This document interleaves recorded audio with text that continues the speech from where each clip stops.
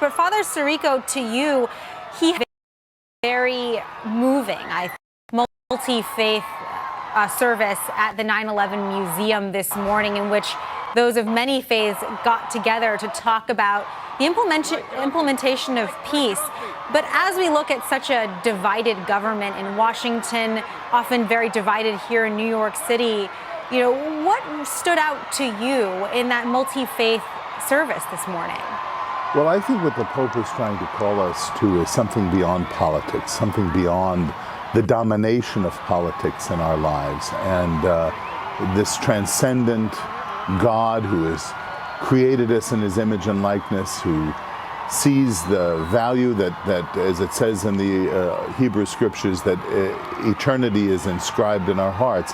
And when we see the assaults against the dignity of human life, whether it be by a technology that is not guided by reason, or a religion that is fanatical, or anything that substitutes itself for God, that these are things to be opposed. And he's calling us all to that. And his warmth and his love is a part of that.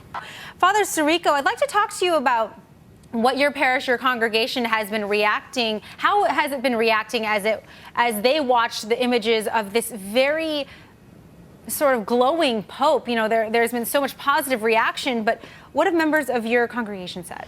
Well, I'm in New York, so right. I'm You're not in the sure. Middle of it. And I'm a pastor in Grand Rapids, so I'm not sure exactly what my congregation is up to these days while I'm here doing this kind of commentary.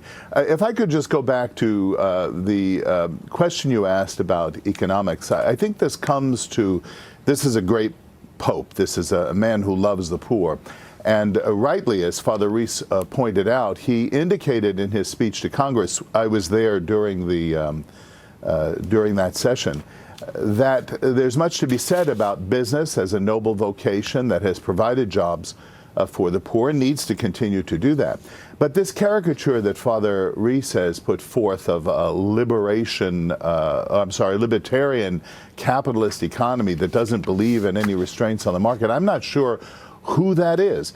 The people I've talked to, including in pastoral situations, who are business people, really feel that the Pope doesn't quite get what we mean by free markets in the United States. And this is why I hope that this visit of the Holy Father to the United States will be reciprocally beneficial to us as Catholics and as a people, as a nation, to be reminded of our moral responsibilities, our solidarity with the poor, certainly. And of all the nations in the world, the United States is one of the most generous, if not the most generous, in terms of those kinds of things.